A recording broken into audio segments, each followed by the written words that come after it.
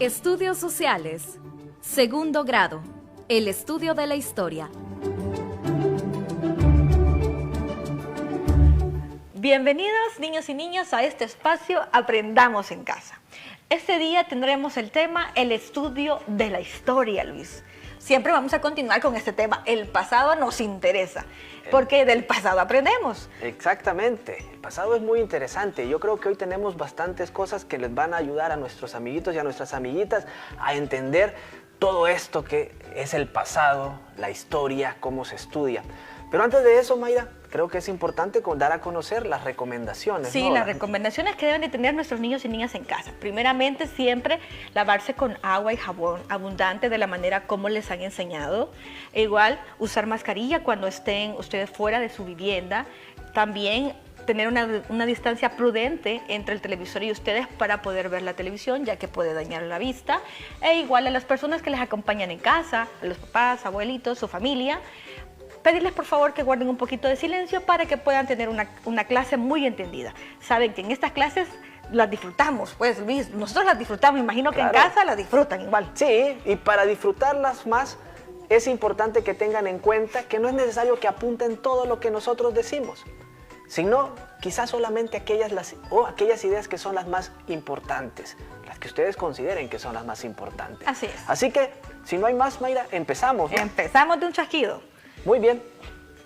Hoy, bueno, ya hemos estado hablando del tiempo, del pasado, futuro, el presente. El pasado, bueno, el tiempo nos ayuda a nosotros a organizar los sucesos que nos pasan, ¿no? Que le pasan a la humanidad, a todas las personas, a lo largo de mucho tiempo. Para contarte algo, es importante, yo creo que nuestros amiguitos conozcan que esto del pasado no es algo nuevo, sino que es algo que tiene que ver con muchos años atrás. Sí. Y si nos remontamos, por ejemplo, aquí, a un continente, el continente africano, estamos hablando de hace 2.5 millones de años, en donde los primeros son nuestros ancestros, de nosotros, de los humanos que hoy estamos, aquí nacieron. O sea que los primeros humanos, digamos, aquí se desarrollaron. En África. En África. Y desde este continente tuvo que pasar 500.000 de años para que comenzaran ellos a viajar por todo el mundo, a poblar el resto del mundo. Qué interesante, Luis. Sí, es muy interesante, pero hay un tema que a nosotros creo que es, y a nuestros amiguitos y a nuestras amiguitas les debe de interesar mucho, y es que en todo este tiempo, alrededor de 70.000 años atrás, hubo algo que cambió y marcó todo lo que nos ha pasado a la humanidad. Sí, y es que tiene que ver con que esos homínidos, esos antepasados nuestros, comenzaron a utilizar algo maravilloso. ¿Qué te imaginas que es? Fíjate, utensilios, o el habla, decía yo, no sé. Claro, pero para poder desarrollar esos utensilios y esos elementos, tuvieron que utilizar algo maravilloso que tienen todas las personas, y es el cerebro. O sea que el cerebro transformó, digamos, el cerebro fue el que revolucionó toda esa transformación que se ha venido en el tiempo. Porque es el que nos permitió desarrollar herramientas, desarrollar el lenguaje. El lenguaje. Por ejemplo, para viajar a través del mar tuvieron que desarrollar barcas, ¿no? Sí. Entonces, para poder transitar por los mares. Entonces, eso es importante. Y eso sucedió, imagínate, hace 70.000 años. Hace muchos años. Entonces, conforme estos homínidos o estos antepasados nuestros comenzaron a poblar, comenzaron a desarrollar diferentes formas de comportamiento. Podríamos hablar de leyes primitivas, esos utensilios, esos vestuarios que vos decís para protegerse del frío. Entonces, esos elementos que fueron desarrollando, esas maneras de comportarse, son lo que podemos llamar las culturas. Entonces, toda esa diversidad de culturas que nuestros antepasados fueron desarrollando, es a partir de ahí que se marca el paso de la historia. O sea que la historia, Luis, la historia estudia O sea, no solamente nuestro pasado, como mirábamos la vez anterior, el pasado corto, sino que el pasado miles de años atrás. Miles de O años sea, la atrás. Tierra, miles de años, nuestra existencia humana, o sea que el historiador tiene un gran trabajo, Luis. Sí, es un trabajo bastante arduo que tiene, pero para eso se utiliza diferentes fuentes, diferentes Exacto. herramientas, ¿no? Ajá, Para poder desarrollarla. Sin embargo, algo que hay que tener en cuenta sobre esto es que, si bien es cierto, tal vez todo ese desarrollo de la humanidad, de nuestros antepasados, algunas veces se puede confundir con la biología, pero la historia tiene que ver más que todo cómo el hombre actúa, cómo el hombre se comporta.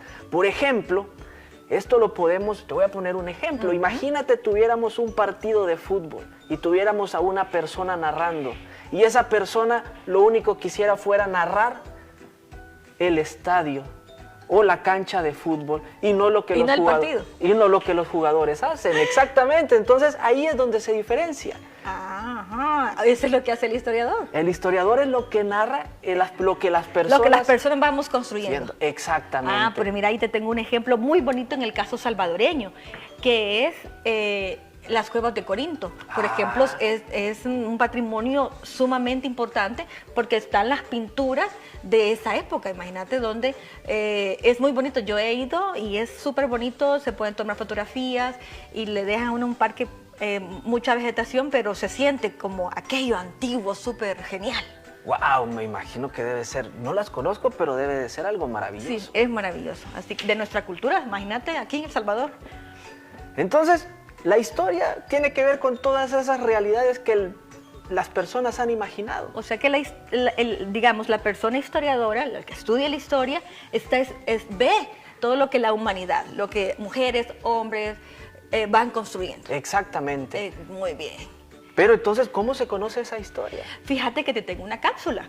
Tenemos a una historiadora. ¡Wow! Eso va a ser muy interesante. Ajá, que nos va a explicar qué hace el historiador. Porque algunas veces nos preguntamos, ¿el historiador solo ve libros o qué mira?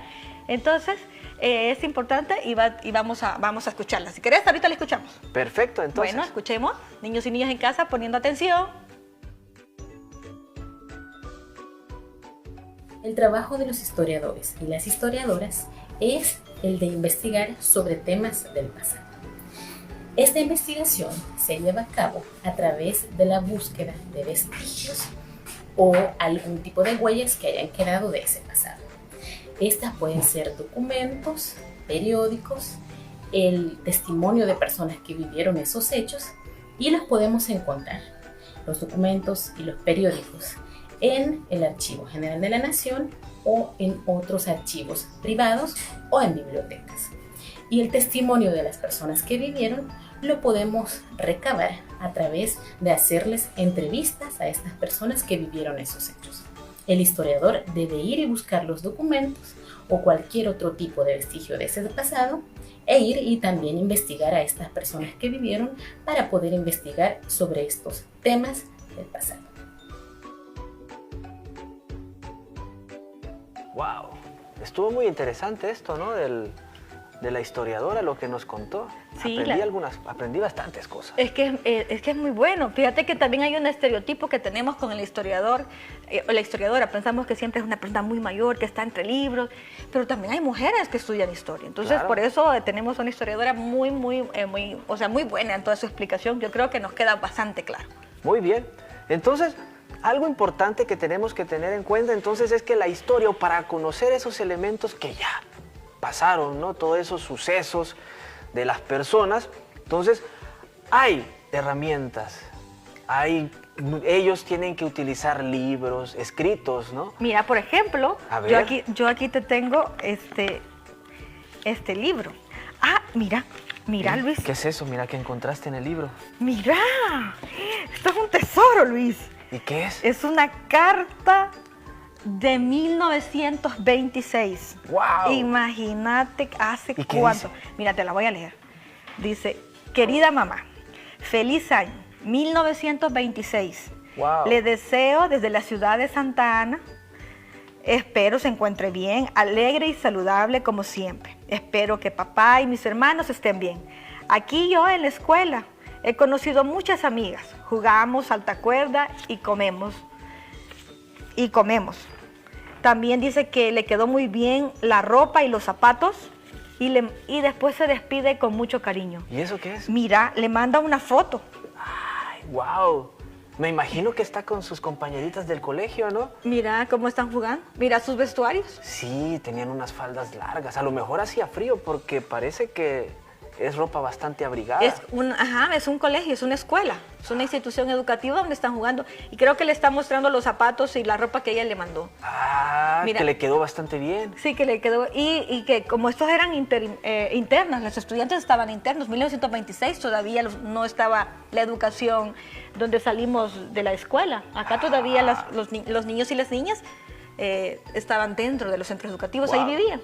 Mira, y juegan el juego del saltacuerdas. Sí. Es muy parecido al nuestro, al que hoy todavía jugamos. O sea, que es un juego que se ha conservado en...